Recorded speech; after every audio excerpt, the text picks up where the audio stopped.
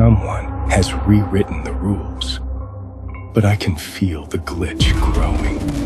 Whatever they're hiding, it's calling to me. I am the messenger. This is me, message from the messenger. Straight from the heart. Greetings to all our loyal viewers. Here is a new track, all new music.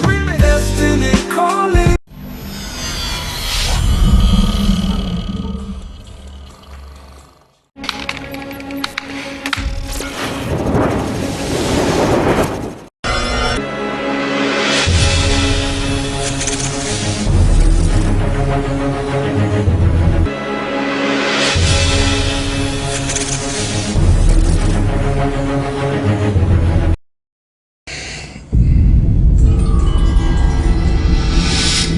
All right, settle in. Today we're diving into something really thought-provoking. We've got this fascinating text. Yeah. Penned by someone, well, claiming to be Thomas Anderson himself. And it's a deep reflection on the Matrix Resurrections. Yes, and the framing is really key here, isn't it? This isn't your standard movie review. No. It's presented as like a post-event reflection from inside the story world, after the original trilogy, after the supposed piece. Exactly. And the premise it kicks off with, it hits hard. He was supposed to be dead. Yeah. After the war, the truce. Right. But they brought him back. And this text is absolutely clear on the why. Yeah. Not out of love, not out of hope, out of need. Yeah. It basically claims peace wasn't profitable for the system, sacrifice, just inconvenient. And right from that stark beginning, Yeah. this source, it sets up the film as something way more complex than just another sequel. Definitely. It calls Resurrections a mirror, a recursive loop, even a glitch in your expectations. It argues the movie's trying to tell you a truth, but it's hidden. Right there in plain sight, kind of wrapped up in the very thing it's critiquing.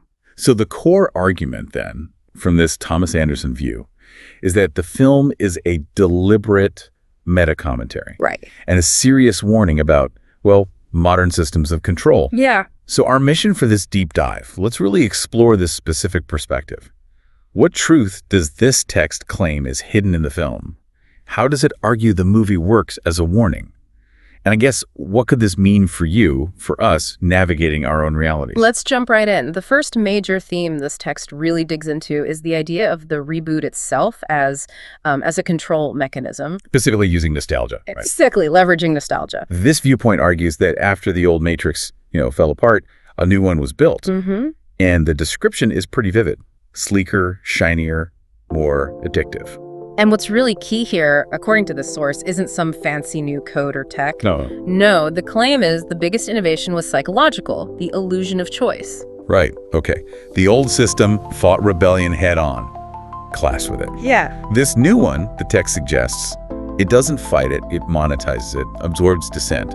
And how does it do that? By providing these comforting loops of the past, deja vu reboots, remakes. Oh, okay. This is why, the source argues, the film was called Resurrections.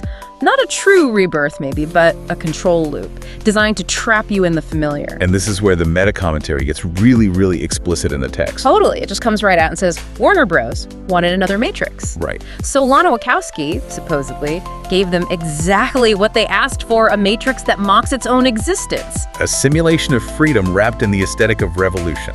That's the phrase it uses. Yeah, and this source labels that meta-control. Wow. Meta-control. And the warning tied to that is just crystal clear. You watch the movie, you get the references, you laugh at the self-jokes, you remember how cool the originals were. And in that very moment, this text warns, boom, you're plugged back in. The powerful point this perspective hammers home is pretty brutal, isn't it?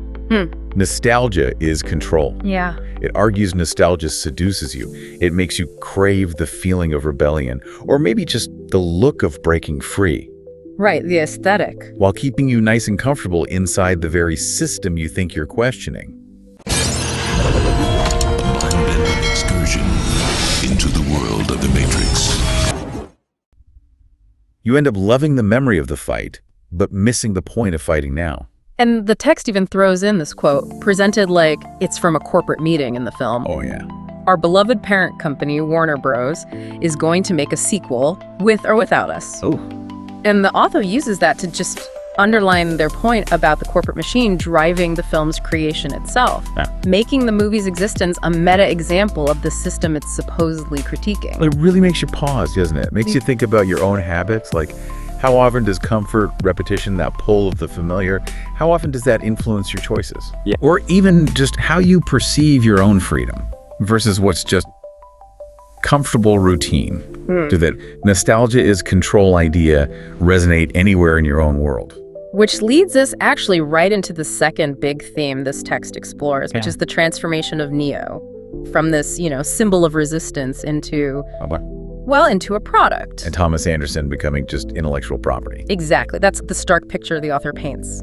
He describes his new identity. I wasn't Neo anymore. I was Thomas Anderson, a game designer. Just a game designer. And the text really emphasizes the impact of that. The war hero, the anomaly, reduced to intellectual property, his memories turned into entertainment, his trauma, just DLC, downloadable content, like trivial add-ons. Wow. He writes about how he was basically manipulated into building his own prison. Taking his most profound experiences, the battles, the loss, even his death, and rebranding them as digital entertainment. Yeah, neatly packaged, monetized, gamified. That's the description. And he admits he bought it. He believed the system when they told him, oh, it's just your imagination, or you're having a breakdown, or even this is therapy. And this is where the text brings in what it calls the most brutal truth. Yeah. The system, this new matrix, it didn't need machines to hold you down anymore. Right. You suppress yourself. That's the argument. Through comfort, repetition, simulated meaning, you accept the matrix, the author claims, not because you're forced to. But because you prefer it. Yeah.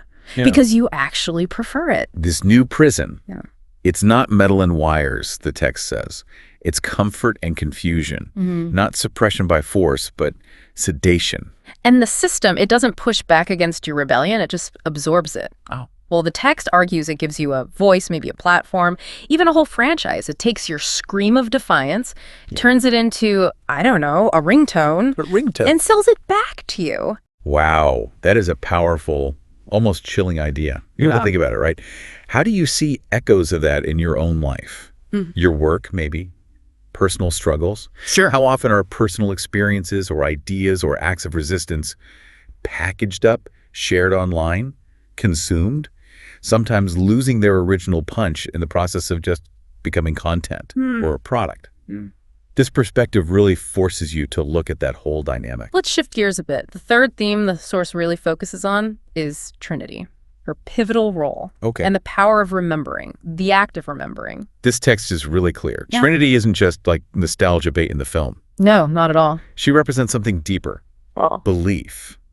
But not belief in Neo. Right, belief in yourself. Belief in yourself, okay. The author explains how they trapped her too, hiding her in a life she didn't choose, as Tiffany. Right, Tiffany, with the husband and kids. Yeah, this whole fabricated life. But this is crucial, she still felt that dull ache of something missing.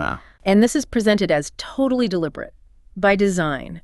Just enough happiness, just enough longing to power the system, keep her generating that energy, but not enough truth for her to actually break free. And the absolute core reason they trapped her, according to this text. Why go to all that trouble? Because they knew. They knew if she remembered who she was, the whole system would fall apart. Wow. He argues they fundamentally underestimated her own power. The moment of awakening. It's described as her choice, isn't it? Not just something happening to her. Yes, exactly. When she chose to remember, when she chose to fly, that's the moment the simulation cracked. And the author is really emphatic, not because of me, because of us. Yeah. This time, he stresses, it wasn't the one. It was two. And he puts forward this idea that love isn't the glitch, it's the original code. The fundamental truth the system is built to suppress or distort. And expanding on that whole the two idea, this perspective claims the new Matrix isn't really afraid of the one, the lone messiah figure. It's terrified of two. Two? Why? Because two represents something different. Not a prophecy about one hero, but a partnership, a decision shared, sovereign, defiant. Ah, I see. It's her awakening, her choice, right alongside Neo's, that truly shatters the code of this new, emotionally driven system. That idea. The system being terrified of two, of a shared, sovereign decision. that really shifts the focus, doesn't it? Away from just individual heroism. Yeah, towards collective agency. Collective agency. Yeah. It makes you think about where you find strength or possibility in your own life, in shared experiences, partnerships, community. And what does it really mean to choose to remember something deeper about yourself, your potential, your connections, especially when the world around you is telling you something else entirely? Okay, moving to the fourth theme. This text draws a sharp contrast between the old and new Matrix systems. Right, through the architect and the analyst. Exactly. And it highlights this fundamental shift towards, well, an economy of emotion. So, according to this view, the old Matrix, the architect's version, that relied on logic, order, control through